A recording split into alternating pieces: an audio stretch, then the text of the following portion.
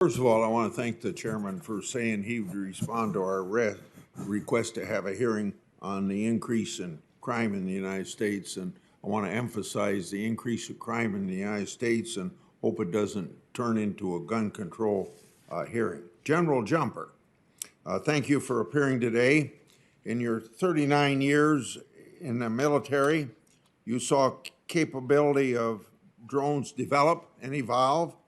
You described in your written testimony a drone that could see Serbian forces invade Kosovo and kill civilians, but could not do anything to stop it. So as Chief of Staff of the Air Force during the first 4 years of the global war on terror, you led as drones became a vital tool in precision targeting and terrorist combatants. What are the advantages of using weaponized drones? And why were drones first? Why were they first armed? Thank you, Senator, for the question, and thank you for the invitation here today.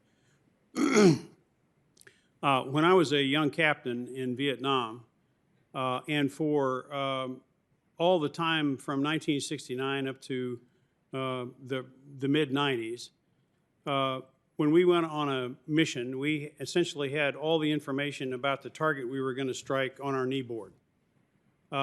We had pictures that were at best hours, but usually days or even weeks old of a potential target.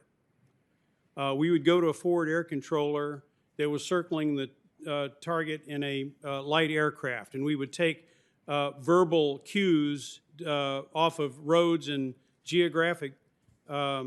geographically distinctive features to try and locate the target, and then we would bomb the target. In some cases, these were troops in contact, and the urgency there was palpable. You could see enemy forces in the wire at the Special Forces camps.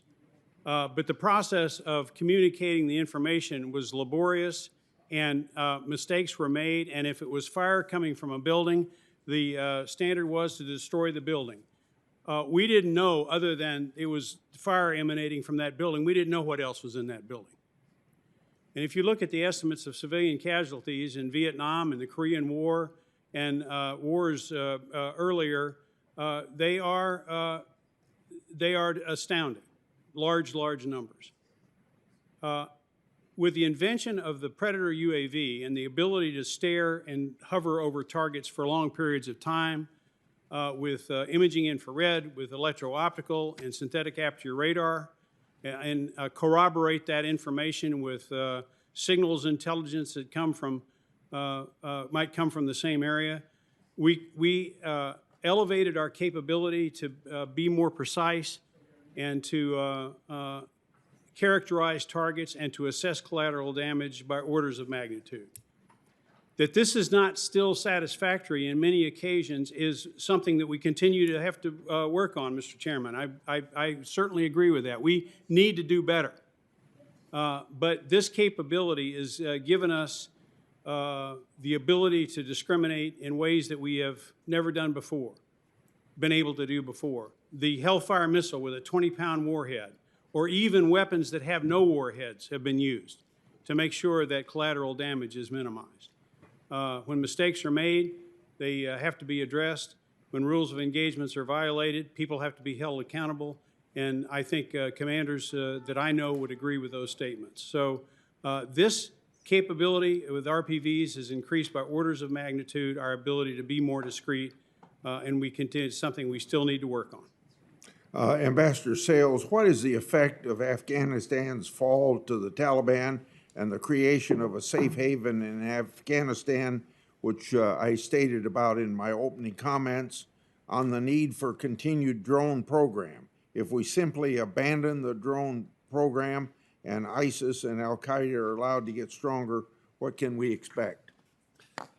Well, Senator, I think one thing that we should fear is that Afghanistan could return to the terror safe haven that it was in the years that led up to 9/11. My concern is that with the complete withdrawal of U.S. personnel from Afghanistan, the supporting elements necessary to carry out an effective campaign of drone strikes against ISIS elements there or Al-Qaeda elements there will not make it possible for us to apply counterterrorism pressure to these growing terrorist threats. In order to do drone strikes, and this goes to their precision, and it also goes to how discriminating operators can be when using this tool. In order to use drone strikes in a country, you need to have signals intelligence collection capabilities. You need to have human sources on the ground who are prepared to tell information to the United States that puts their own lives at risk, but they're willing to do it because they know the United States will have their back. We don't have those assets in the country anymore. And so my fear is that as ISIS Khorasan province begins to grow its capabilities, and as al-Qaeda looks to grow its capabilities under the protection of the Taliban, the United States will have neither the intelligence we need to know what our adversaries are planning, nor the strike assets in the country to take action in a precise and targeted way against a reconstituting terrorist threat. Thank you. I'll submit the rest of my questions for answer in writing. Senator